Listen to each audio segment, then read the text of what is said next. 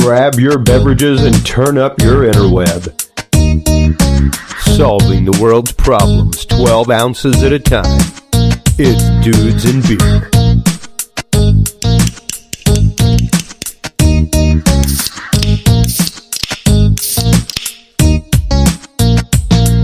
Well, hello everybody, and welcome to episode 240 of the Dudes and Beer podcast. I am Chris Jordan, your host. If you're a fan of books like I am and just don't have time to thumb a page anymore, make sure to stop on by audibletrial.com/dudes and beer. That is where you can get your 30-day free trial of Amazon's Audible. Tons of books, tons of categories, tons of genres, tons of authors. Stop on by audibletrial.com/dudes and beer today to get your 30-day free trial. We have a great sound clip this evening. Let's check it out. It is a little bit from the 40th anniversary of the Greenstone with our guest this evening, Graham Phillips. 1980, Central England, an abandoned Victorian house. Walls crumble, floors rot, and ceilings collapse. Not over years, but weeks. Here, a building is inexplicably falling apart, as is the fabric of reality itself. The occupants have fled, forced out by mysterious accidents, unexplained noises, terrifying apparitions, and objects that unaccountably move by themselves. But this is no haunted house. Here, events from the past, the future, and alternative versions of the present are merging as one. Can it be stopped, or even contained? What if it can't? This is no supernatural or science fiction tale. Attested to by dozens of witnesses, unfortunately, this story is true. Welcome to the program, ladies and gentlemen. The voice you were just hearing narrating this incredible tale of the Greenstone. Graham Phillips, how are you doing this evening, sir? I'm very well. It is now 2 o'clock at middle of the night. Yes. In Central England. It is the merry morning for you over there. I know you have a stock-full register of shows to be on today from what you were telling me earlier. So we will keep things nice and tight this evening on the schedule for you to make sure that you make all of those properly.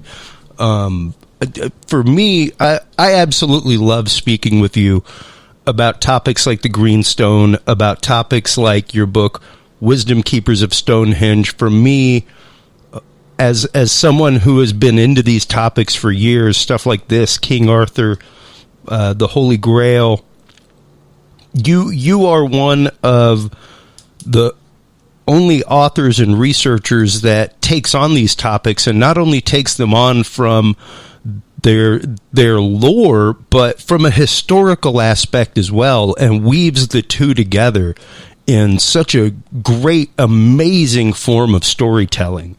The Greenstone just landed on my doorstep today, and I am probably about 50 pages into it, but have been poring over the internet since you came out with the 40th anniversary release, everything else.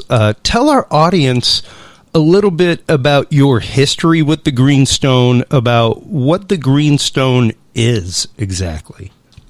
Okay, well, it all happened pretty much exactly 40 years ago. It started around about now, in October of 1979. Now, to give you a bit of a history to what was happening then, I was a very young man, mid-20s, and I was the editor of a magazine called Strange Phenomena, which you can obviously guess from the title, investigated all sorts of mysteries and the paranormal. There was also a organization, a paranormal research group that ran in conjunction with it called Parasearch, and the magazine and the Paranormal Research Group was based in an old rambling Victorian house in a town called Wolverhampton, which is in central England. And it all began, until this point, we had investigated the paranormal. I'd seen a few strange things, but nothing exceptional. But one of the mysteries that we began to investigate started the whole thing off. And that concerned, it wasn't a paranormal investigation to start off with. This was more of an historical mystery. And it concerned a small green stone that was once supposed to have been possessed by the deposed monarch Mary Queen of Scots in the 1500s. It was once kept on her ring. It was said to have had all sorts of supernatural properties. After her death, it was hidden, and a series of clues were supposed to have been left to lead to where it was. And it was the investigation into, well, let's see if we can solve these clues. Let's see if we can find this greenstone or the truth behind the legend that actually started this incredible adventure. And that adventure has been going on for, like you said, right at 40 years now. And some of the things that have happened to the people surrounding the greenstone, the places that the greenstone has been, has the greenstone been found again? Because the greenstone went missing, correct? Yeah, it's we don't know where it is at the moment. So if anybody out there has any idea, please tell me. But I think I better explain first how we found it, if that's okay. Yeah. Let's get into, of course, how you found the greenstone to begin with. Okay, then. Right. Well, the legend was that in 1605, the stone was hidden, and a series of clues were supposedly hidden in a Tudor mansion, a 400-year-old building, not far from where we had the headquarters of the magazine and the research group, a place called Kidderminster, again in the centre of England. And then this country house, this Elizabethan manor house, there was a man who lived in the early 1600s called Humphrey Packington. He was supposedly part of an organisation called the Order of Meonia, a secret society that was said to have been founded by the Elizabethan astrologer and occultist Dr. John Dee. And he had gotten hold of this stone, this group had got hold of this stone, and because of persecutions against people involved in the occult in the early 1600s, the stone was hidden. But this man, Humphrey Packington, at his home of Harvington Hall, this Elizabethan manor house, is said to have left a series of clues to lead to its location for some future member of the group to find. But that was just the story. Myself and the chief researcher for the group, who may have been on your show before, Andrew Collins? No, but I have contacted him to be on the show. Well, he's like me over the last 4 decades. He's written all sorts of books about historical and other mysteries. But we're in, as I say, we're just in our 20s at that point. Myself and him went along to this Harvington Hall, and probably expecting to find nothing, but to ask the people who were running the place, because it was open to the public, if they knew any more about this legend. And astonishingly, they told us that shortly before we got there, there'd been renovations to the building, and in an upstairs corridor, sealed up behind wooden panelling, they discovered a wall mural, this huge painting that had been on the wall for 400 years, and it seemed to be completely cryptic in nature. And they suddenly said to us that they think that this is the series of clues that were said to lead to the whereabouts of this green stone. And you could still make out the picture on the wall, and they'd only recently rediscovered it. They said the reason they think this, that it is the clues that might have been alluded to in the legend, is because they'd been deliberately boarded up 400 years ago by this man Humphrey Packington. Why do that unless you're leaving a secret message of some kind? To cut a very long story short, we realised that the central figure of it basically was called the Nine Worthies because it represented 9 heroic characters from history and legend. And the central character portrayed was a youthful King Arthur wielding the magic sword Excalibur. And behind him, his knights were gathered on a hill. That was the picture. Cutting a long story short, we eventually worked out that this picture related to a place in the local landscape. Just a few miles away from Harvington Hall, there was a hill actually called Knight's Hill. In the painting, Arthur's knights are gathered on a hill. And just below this hill, there was this old bridge overlooking a lake, which dated from the period of time when this painting was done. And it was known locally as Arthur's Bridge.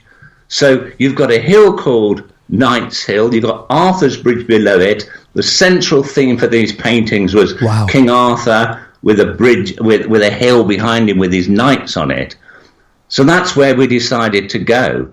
But this is where it starts to get a bit spooky, because just before we set off, only myself and Andrew Collins knew that we were going to look at this place called Knight's Hill and this bridge to see if there was anything there. As I say, it overlooked a lake.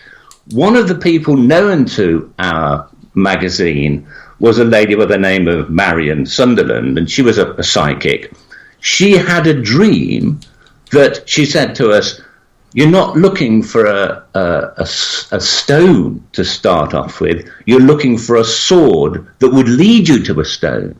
Now that was pretty bizarre, because we'd just been looking at pictures of a sword, the King Arthur sword wielded by the figure in these paintings. But she said that in this dream that she'd seen a still lake. Well, that's where we were going. I mean, this was years before they had cell phones, so she was phoning us up before we left the office. So she had no idea we were going to a lake. She had no idea that the search involved a sword, but she said she saw a sword on a block of stone, and she thought that's what we were looking for first, and then that sword in turn would lead us to the green stone. But then a few minutes later there was another phone call from a man called Alan Beard. He was a family friend of one of the researchers in the group. He'd had this vision apparently when he was just sitting at his desk in his office, I seem to remember, and he said he saw a green stone in this vision that had once been set in a silver ring. He knew nothing that we were searching for a green stone. He wasn't directly involved with us. And he said that this green stone's hidden somewhere, but he believes that we should firstly be searching for a sword that would eventually lead us to this green stone. And in his vision, he had like a vision, if you like, and he said he saw a holly bush, and that holly bush stood where the sword would be found. So we were kind of like gobsmacked when we set off going to this lake, because we thought, well, how are these people, picking up these messages? Yeah. I mean, could there really be something there? And when we got to the bridge, we finally figured out that in the picture, Arthur is looking down and to his left. Now, if you stood on the bridge to your left, with the hill, Knight's Hill, behind you, as is depicted in the painting, the hill with Arthur's knights is behind him, and look down to your left, you look at the foundation stones to that part of the bridge overlooking the lake. And ultimately, we decided, well, if it is hidden behind one of these foundation stones, then maybe 9 across and 9 down, that stone should be removed. Now, it would have been impossible to remove beforehand. I mean, it was covered in brambles and vegetation. And when eventually we got there, we managed finally to remove this stone. and were completely gobsmacked, because there, in a recess behind the stone, lying on a stone slab, just as Marion had said, was a short sword or long dagger, heavily encrusted with years of sediment. And that is where I've been in the story so far, is right as y'all come across this Sword of Meonia. Where did that lead y'all? Once y'all had this amazing clue in your hands that obviously was something that was more than likely leading y'all to it, it seems like, just by all extraordinary means possible. And how did that strike you as a historian, a researcher, to find something like that in such a way? Well, firstly, I was absolutely thrilled that we'd managed to solve some 400-year-old historical mystery. We'd actually decoded this thing, this painting.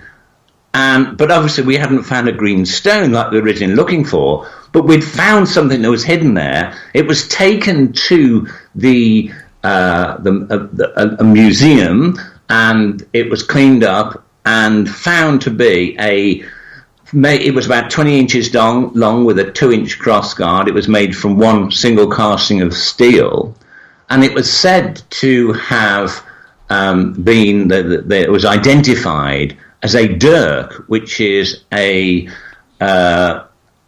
old ornamental Scottish sword. Now, until this point, I'm thinking, is this just some kind of weird coincidence? It was pretty exciting finding it, because when we found it, it was actually dark. We'd been hanging around there for ages to solve the clues, and when eventually we hit on this idea of what stone to look behind and so on, it was dark, so it was pretty kind of spooky, I suppose, to suddenly find this sword there in the middle of the night. But until then, I was thinking, it's got to be some kind of coincidence. Maybe putting swords in bridges was some old, I don't know, mason's sign or something.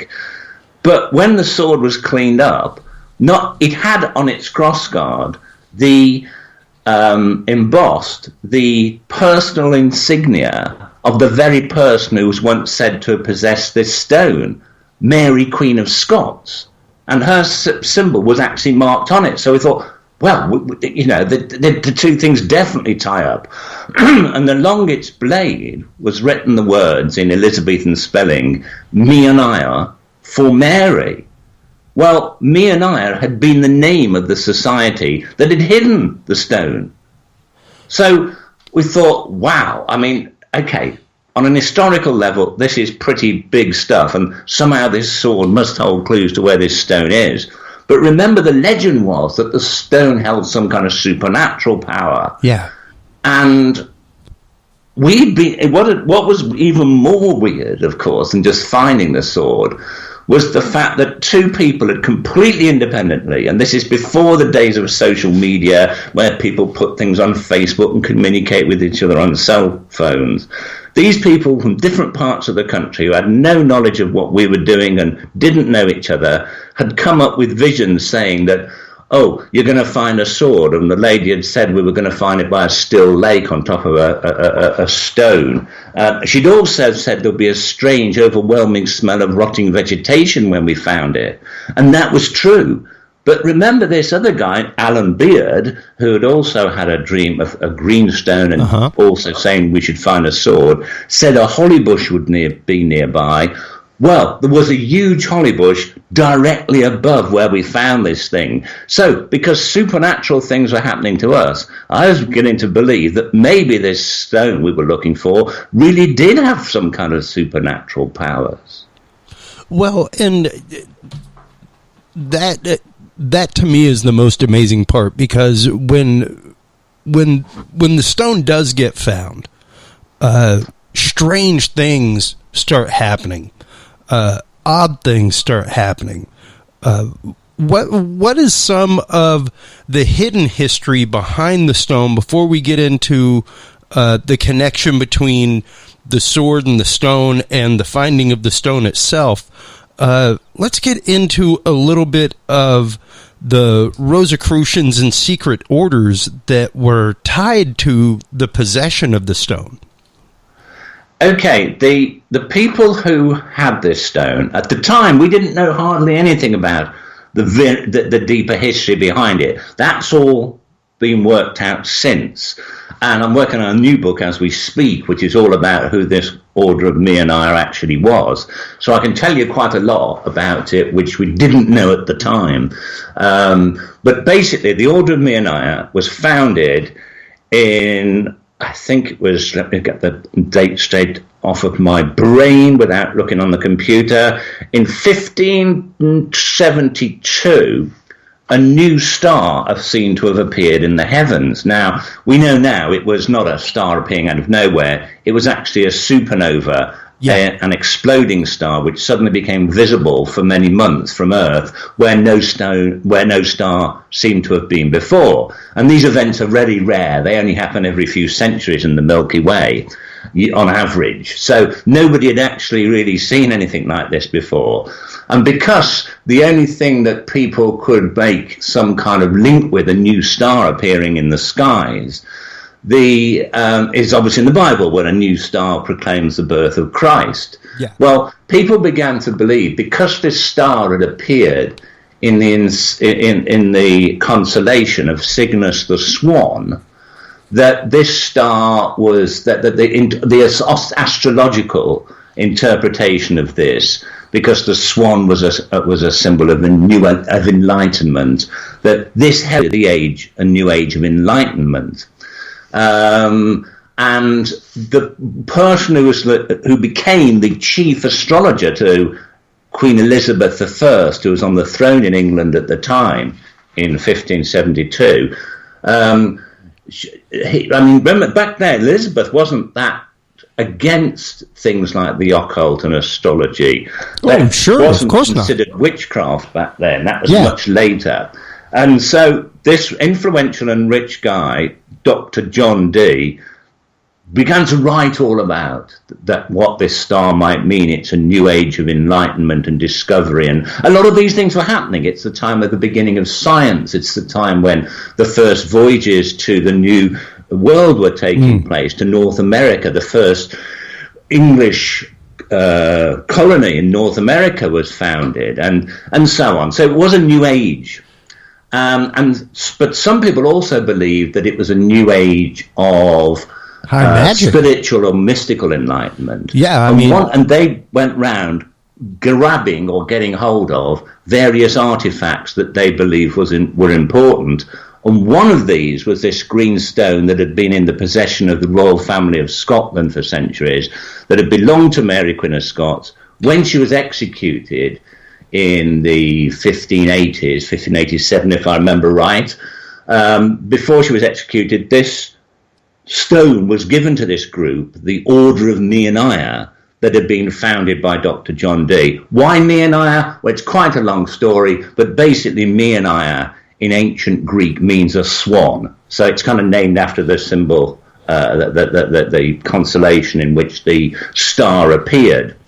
So this group had this green stone. It was supposed to be in the writings they wrote, and they later became a larger organization known as the Rosicrucians, who you mentioned. And the writings of this group and the Rosicrucians refer to this green stone as something called the Lapis Xillia. It is said to be able to, in modern terms, it was said to have the power over time and life. It could bend time, it could bend reality. It was their most prized possession. And they wrote about it being hidden in 1605. And shortly after, their order disbanded because of the persecutions of the church throughout Europe. Yeah, and this is one that is rumored to have literally the properties of an infinity stone, being able to change time, space around it, being able to grant life, destroy life. A whole range of properties were attributed to this stone. Absolutely, it was set. It was also. It goes back well before their time. Some of the legends associated it with King Solomon and the building of the Temple of Jerusalem and the power that he had to summon angels. Other stories told about it going back to ancient Egypt and being made by an Egyptian pharaoh by the name of Akhenaten. There's all sorts of stories behind it, but it was said to be one of the... It's not very well known. It's not like the Holy Grail or the Ark of the Covenant, which appears in the Bible and we all know about. It's a lesser-known object, but one that really seems to have been one of the most powerful, in legend anyway, relics of ancient history. Well, and as someone who is quite literally devoted their life to the finding of things like the Mountain of God, the Staff of Moses. How did the search for the green stone affect you? How did it change you? How did it change the way that you processed cases and information whenever it came to you? Because of course it's got this legendary history behind it, but you were one of the few people to have shared presence with the greenstone, to have been fortunate or unfortunate as the case may be to have been around it. What has that been like for you? Well, you mentioned that I've gone in search of the Mountain of God, or the true Mount Sinai, as it's called in the Bible, and I've gone in search of the Ark of the Covenant. Man, you're like a modern-day actual Indiana Jones. Yeah, literally. Well, actually, the name modern-day Indiana Jones was actually applied to me by George Lucas himself when Nice. Lucasfilms made a documentary about people who had actually gone in search of items that Indiana Jones had done. So I haven't just come off the top. I haven't come up with that title off the top of my head. Well, all right. But what we were doing with the greenstone, it was before all this. The Indiana Jones films hadn't been out. It was before all this, and my searches for these various relics, such as the Holy Grail and so forth, that hadn't started. It was the discovery of this green stone that got me interested in all that. Oh. And but first of all, obviously, the discovery of the sword. And I was interested in the paranormal. I'd witnessed a couple of little things myself. I was primarily a journalist. Before working for this magazine that investigated the paranormal, I'd been a radio journalist for the BBC in just covering ordinary everyday stories. So I wasn't that fascinated by the historical mysteries. It was just a case to me at the time for the magazine. And I'd obviously have an interest in the paranormal. But this is what started it all off 40 years ago today. Oh, wow. Well, pretty much today anyway. And that's what, I mean, the book we wrote about all this, which you spoke about at the beginning, The Green Stone, came out in 1979 or 80. And it had so much weird stuff in it that I think it sold well, but it kind of has been forgotten for 40 years. This was happening around about the same time as the Amityville horror story was going on.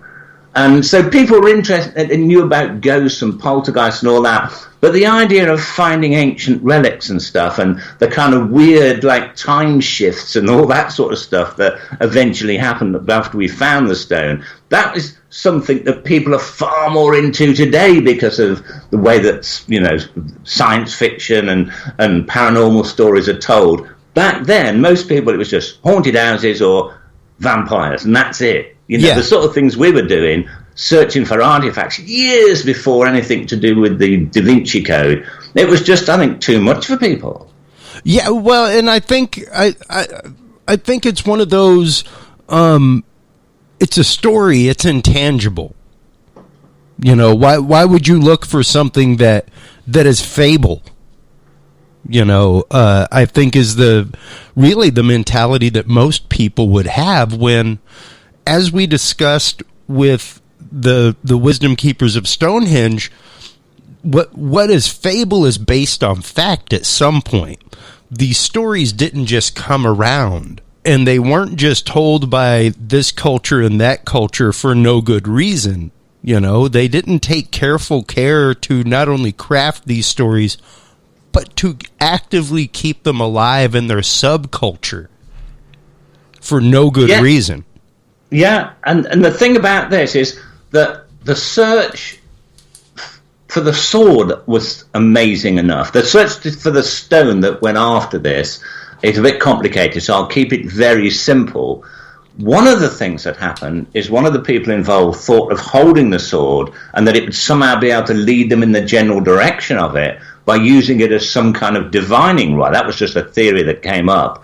And when they did that, they actually saw in their mind's eye an image of a swan. Now, they didn't know anything about the fact that the Order of Meonia was named after a swan. Yeah. That had actually been founded because of a new star that appeared in the constellation of Cygnus the Swan. Yeah, as a cult of Cygnus, basically.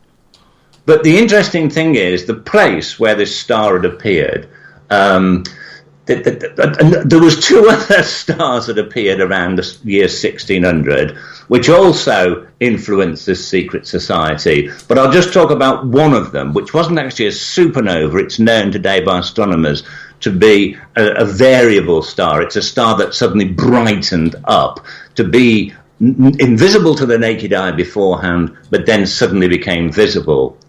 And in the year 1600, another star appeared in the constellation of Cygnus the Swan. Now, if you were to look at the night sky with the naked eye and wait for the appearance of a new star, even if you could have a 360-degree view of the whole Earth, you'd probably have to wait 100 years before you're likely to see one. In fact, there hasn't been one since for 400 years almost. I mean, you know, that's how rare it is. So for another star to suddenly appear in the constellation of Cygnus the Swan, this group, the Order of Meonia, considered that to be really portentous for something to happen. Because they'd already got started because another star appeared in that same constellation. The star is recorded by the father of modern astrology, Johann Kepler, in 1600. It was known as Kepler's star. Kepler's star was 4 years later. That was a supernova. But it's recorded by Johann Kepler in 1600, this brightening of a normal star. And it's recorded as appearing in the constellation of the Swan, in the Swan's neck. And very close to where we'd found the sword, there is a bend in the river Avon, a big meander, that's known as, and it's on all the maps, and it's on the maps going way back to the 1500s, it's called the Swan's Neck. And at that location, there was an old mound. We dug into it, and 3 or 4 feet down, discovered a hidden brass casket, a brass casket. Literally, it was about, 8 inches wide, 4 inches deep, 4 inches 8 inches long, 4 inches wide, 4 inches deep. It was heavy brass. It was completely encrusted with years of sediment. It had to be taken to a museum, cleaned up eventually. But inside, there was a green stone. It was about 3/4 of an inch long, 1/2 an inch wide, flat on the bottom and rounded on the top, as if it had been set in a ring. And since that time, we've compared it with paintings painted of Mary Queen of Scots wearing this silver ring in which this green stone was said to have been placed, and they're identical.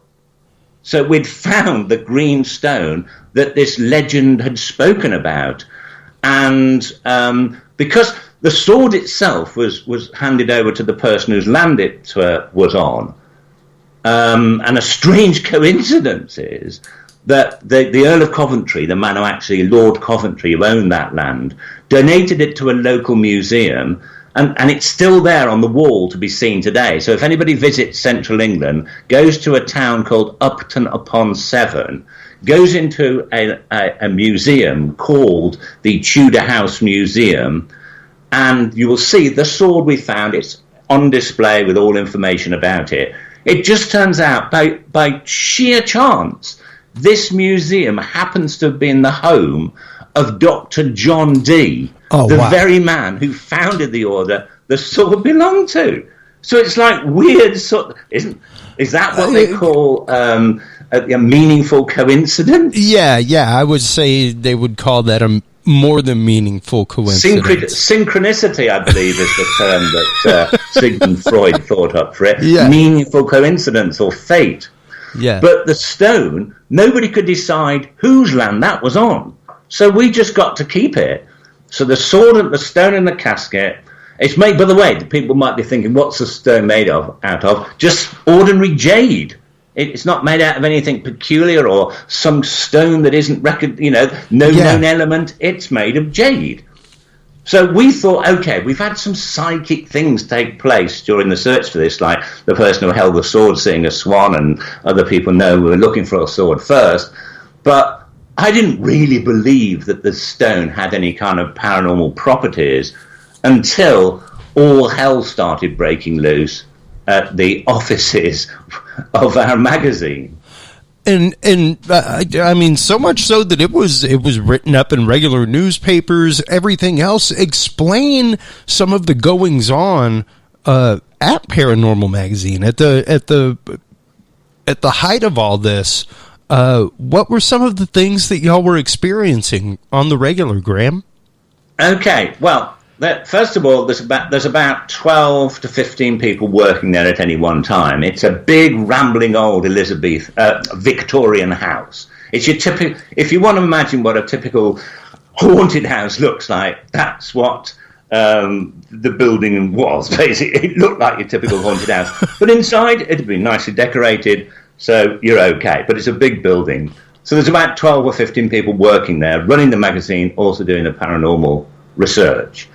And we had plenty of visitors. So the reason I'm mentioning how many people were there and the visitors is because the kind of things I'm going to be telling you about were witnessed by dozens of people. So it's not just one or two people saying, oh, well, they say it could be, I've seen this, it could be their imagination. I mean, this was independently witnessed by dozens of people.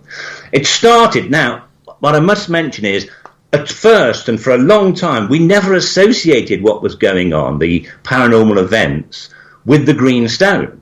I mean, we thought that the weird things started to happen because we'd done a lot of paranormal experiments there. Sure.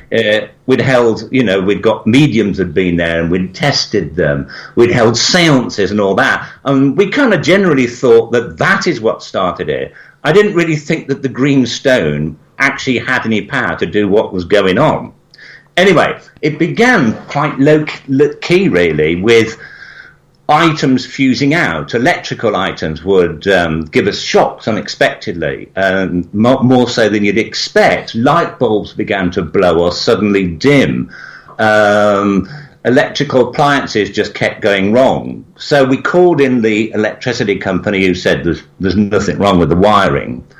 But then it sort of took another level when one evening, just as it got dark, so remember it's this time of the year, and in this country it gets dark by 5 o'clock or something, so people are still working, and around 5 o'clock suddenly the whole place filled with this kind of weird grey incense smelling smoke, and it filled like the whole building.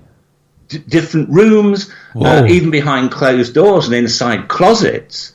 I mean, it wasn't like as if it was coming from one location, but everybody, and it stayed there for maybe 5 minutes and then dissipated uniformly throughout the building, pretty much as quickly as it had come.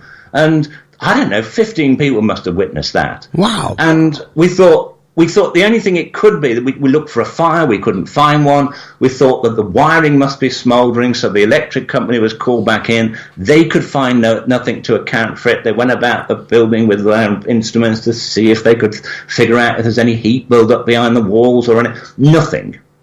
But then the next day, at almost exactly the same time when it got dark, the smoke began to appear again, and the same thing happened.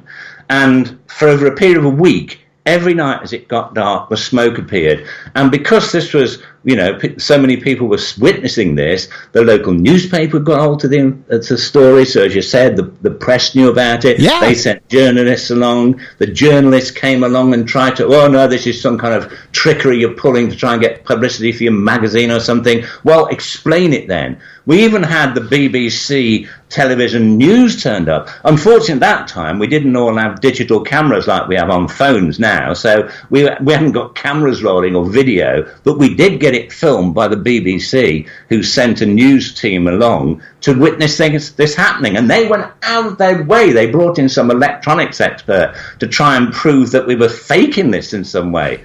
But no, it was, no one could account for this strange smoke. So that's just the low-level stuff of how it began.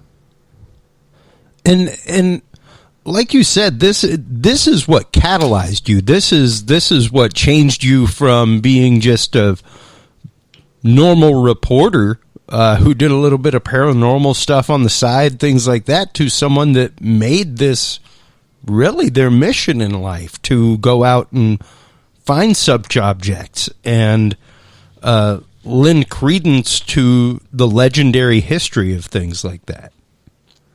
Well, yeah, I mean, I was at this point determined to try and find some way myself that this could be happening. And when I insisted the electricity company virtually tear the place apart, or at least where the wiring, the fuse boxes and stuff, and really, really look to try and explain how this is all happening.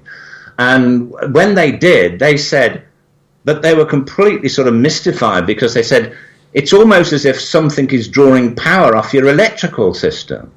And when we eventually got the electricity bill through, which would normally be, I don't know, £100 back in those days, $150 or something, it was like £2,000. Wow. Like $2,500 for like a 3-month electricity. I mean, we didn't have much electrical equipment in this place. And so once we refused to pay this, and because the electricity company decided that there was, that there was something clearly wrong, although they couldn't find out what it was, they cut us off. So suddenly we had this rambling old Victorian building with no electricity.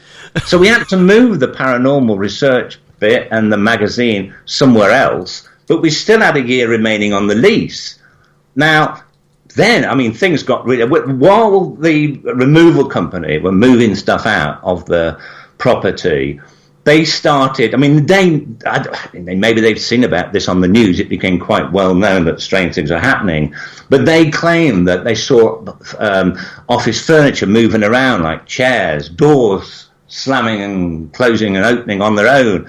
Other people there claim to have actually seen things moving through the air. Now, some people got really scared about this and didn't want to go back in the building, but most of us, because remember, there's a paranormal research group involved, we're excited about the prospect of having what may be a poltergeist case so close to home. Yeah. And because we still retain the lease on this place, we went back into this now empty, dark building and started to do research. The person I originally wrote the Greenstone with, Martin Keatman, he was a student at the time helping with the magazine. He was the first person to actually see an object directly looking at it move on its own. There was a radio on a shelf over a fireplace in one of the office rooms, and he actually was looking at it when it rose into the air, lifted up, and then crashed onto the floor. Whoa! I mean, I myself, the first thing I witnessed, other than the smoke and the weird electrical anomalies, was when I was walking down a passageway upstairs in the building. Downstairs, walking down this passageway, and suddenly this heavy box of magazines that had been at the other end of the corridor went whizzing past my head and crashed into the door at the other end. And I turned around, nobody was there. There was no way anyone could have done that. Now, there were many other people who witnessed things moving around. People started hearing strange sounds like whispering voices. And people would singing a strange singing like someone singing a lullaby heard in the distance. That's always comforting. Say again? I said, that's always comforting. Yeah, well, it did not the way this one sounded. It sounded like something you'd literally get out of some kind of horror movie in later years. People would today say, well, that's the kind of stuff you get in horror movies. Not back then it wasn't. Horror movies then were kind of not kind of noises in the background. Now, people would try to look down the cellars everywhere to try and find out where this was coming from. We had people visit there who had no way of knowing that people had heard this weird singing coming from the cellars. And yet they would hear the stories. They'd say, what's that singing sound coming from the cellars? So it's not as if everyone's being influenced by everybody else to hear the same things, you know. It's not about their imaginations. There was just too many witnesses that couldn't have contacted each other and known about what was being reported on a daily basis. But it all really got too much when one of the researchers, Andrew Collins, as I mentioned, decided to stay over in the place at night when it was abandoned, and he woke in the middle of the night to find flames leaping from his sleeping bag. I mean, he only managed to get out of it without being severely injured. I mean, incredibly, he wasn't burned.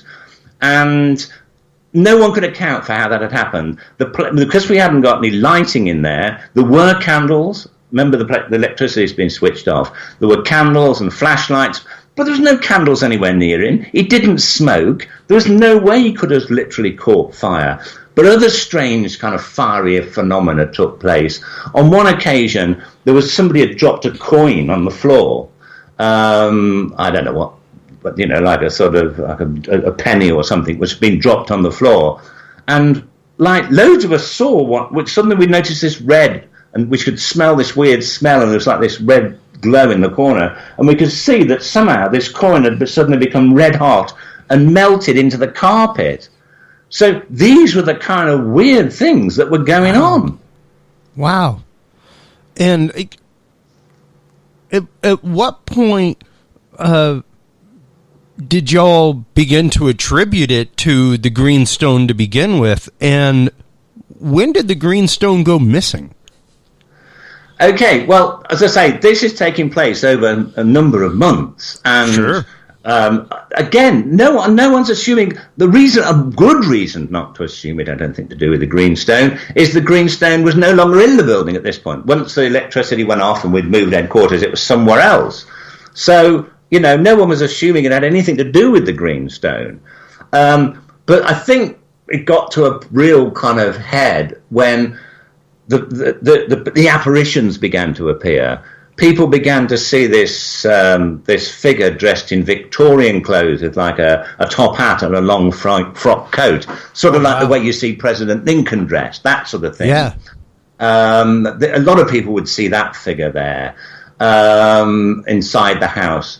Other people claimed to see characters in what was contemporary clothing to that period. Like there was a woman in a sort of like a nightgown of the 1970s appeared and then just disappeared.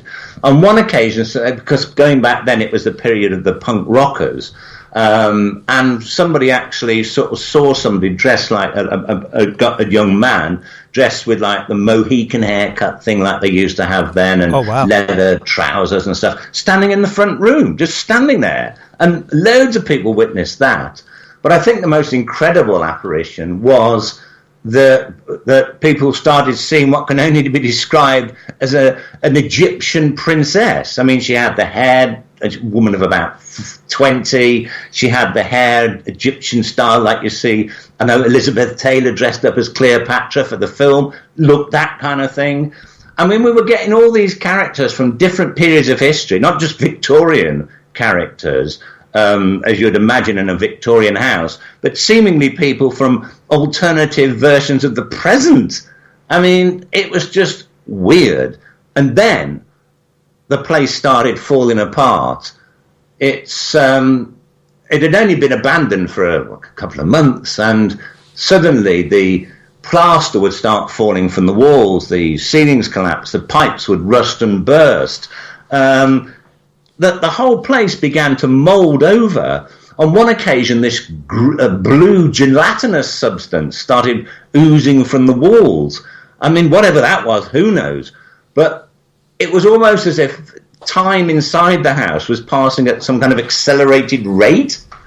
And so at this point, we're thinking, what on earth is going on? I mean, this isn't any kind of ordinary haunting. Yeah. And it was then that Marion Sunderland, who was the person to actually, first person to have a psychic message about the fact that we were looking for a sword near a lake, got in touch with us. She phoned us up and said, you know, I've had this, I believe to be a psychic dream, that what's causing what's going on in the headquarters of your magazine is this green stone has somehow done it. It somehow has the power to bend the fabric of reality. And we said, well, it's not there any longer. How can it? She said, no, it may not be, but when you took it back, somehow it opened some kind of preternatural rift. And unless this green stone itself is somehow discharged, then this phenomena will not only carry on in the house, will spread beyond it. And she said that to do this, it had to be taken to some kind of local hallowed ground. And we took it. There was 9 of us. I thought, well, this isn't going to stop anything, but let's see. I mean, she was writing her psychic message about the sword, so let's see what happens. So it was like 9 of us. We went along to this old ruined monastic building just outside the town of Wolverhampton, where the house was.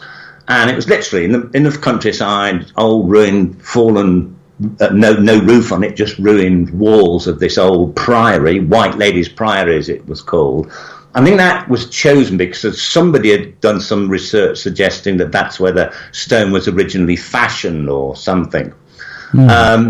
Marion felt that we should put the stone on this old burial mound, which lay about 50 yards from the priory, in amongst these trees and a small copse or wood. And she said that something would happen at exactly 9:30 that night when it was dark. The reason she came to this conclusion, I think, had something to do with the conjunction of planets or something. I can't remember. I was just going along with it. She placed the stone on this burial mound amongst these trees. We all retreated to the priory. She said it was much the safest thing to do.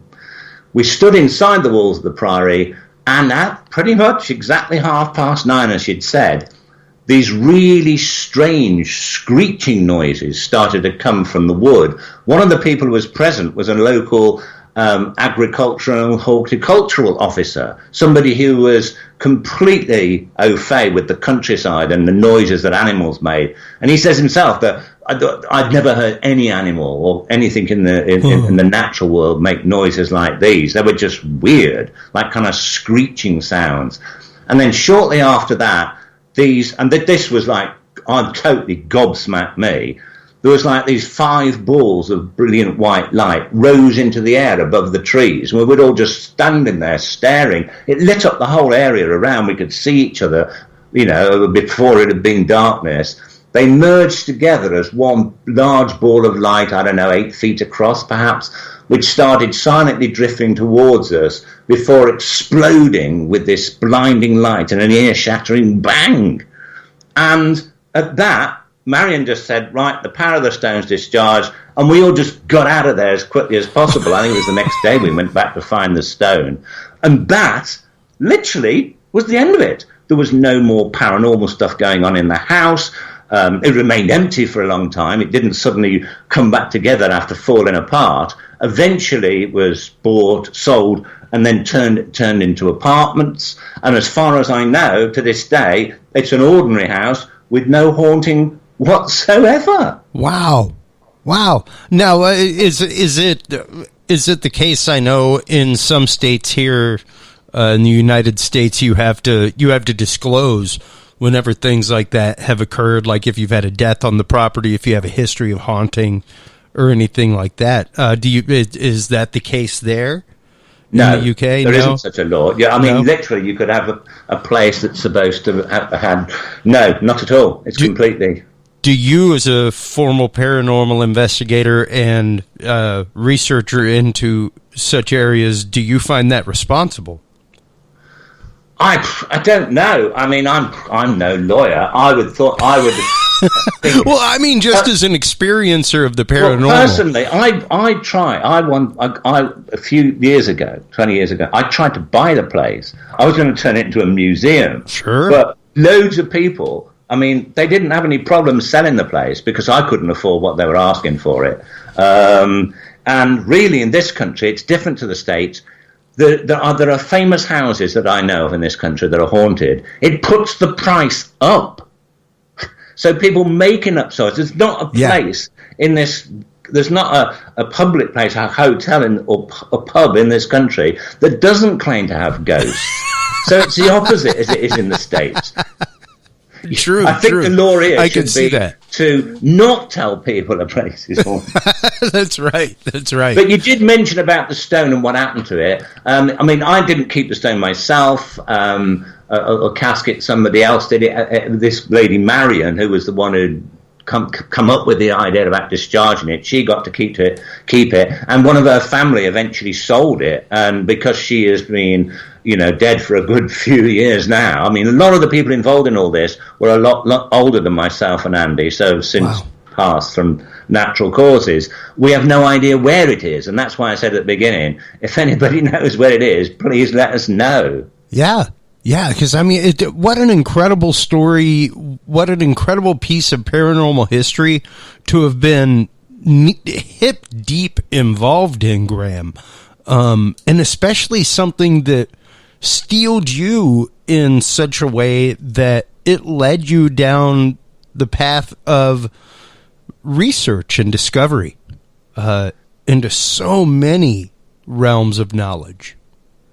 Well, it is the thing that started me writing all these books. I mean, if you go to my website, grahamphillips.net, and you look at the first page, you'll see the books that I've written. They're all there. You can click on them and get all information about all the books.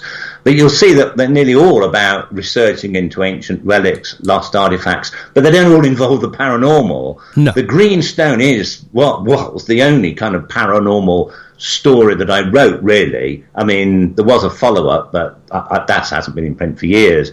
But I decided that the Green Stone, it was a good idea, 40 years on exactly, to bring it out as this 40th anniversary edition, which hasn't changed. It's written as it was at the time, but there are a lot more pictures in it. And for most people, because that book's been out of print for years, they wouldn't better get hold of it. So this is a 40th anniversary special presentation book. I don't know what else to call it. Yeah. And it's available on Amazon and wherever you normally get books from. Yeah, and incredibly well priced. Not one of those books that's like, hey, yeah, go out and buy my book, and it's like $54. I think I picked it up for like $15 on Amazon in paperback, something like that. And so incredibly well written. Your writing style and the way that you tell story and weave history with science and lore is so incredibly well done. I can only imagine the fact that you are a favorite uncle to many, many nephews and nieces with your storytelling style. Thank you very much. So you are always welcome to come on this show to weave your stories, to tell us about these incredible events, these incredible items, these incredible things like the Greenstone, Excalibur, all the great things that you have researched through your many, many years. As we do let you go, Graham, because I know you do have other shows coming up this evening, as you are doing huge promotional push for the 40th anniversary of the Greenstone, do let everybody know where they can go to check out that Greenstone documentary and where they can go once again to buy any of your books. Yeah, the Greenstone documentary. I have a YouTube channel. It's called Graham Phillips Author. And if you go there, you'll see I make my own films about all sorts of things that I do. And I did this half-hour film about the Greenstone. It shows you all the places that I've been talking about. But what's fascinating about this Greenstone video is it even has interviews, rare footage taken of the people involved back in 1979. So, that's where you can get it. Graham Phillips Author, that's my YouTube page. And basically, to find out anything else about me, to get the book, just get it on Amazon.com, The Greenstone. And as I say, check out my website, grahamphillips.net. That'll give you links to my Facebook and everything. Absolutely. Well, please do hold the line as we close out, Graham. Thank you so much for taking the time to speak with us and our audience about the amazing history of the Greenstone. While you are online checking out the other great work of Graham Phillips, stop on by dudesandbeer.com. That is where you can hear all the episodes. That's where you can find the store. That's where you can find the Knowledge Vault. Make sure to check us out on the HC Universal Network as well, hcuniversalnetwork.com. Until next time, everybody, take care of yourselves, take care of each other, and remember, if you can't be good at it. We'll talk to you soon. Bye-bye. Thanks for listening to this episode of the Dudes and Beer Podcast. To listen to our audio streams or chat with us live, download the official Dudes and Beer app for Android and iDevices, available on Google Play and iTunes markets. For more episodes, content, and information, visit us online at dudesandbeer.com. You can also find our episodes on Breach.tv, iHeartRadio, Spreaker, Soundcloud, iTunes, YouTube, Stitcher, or your favorite podcast service. Dudes and Beer is a proud member of the HC Universal Network family of podcasts. For more about our sponsors and other podcasts on this network, visit hcuniversalnetwork.com. Thanks for listening, everybody, and until next time, drink responsibly.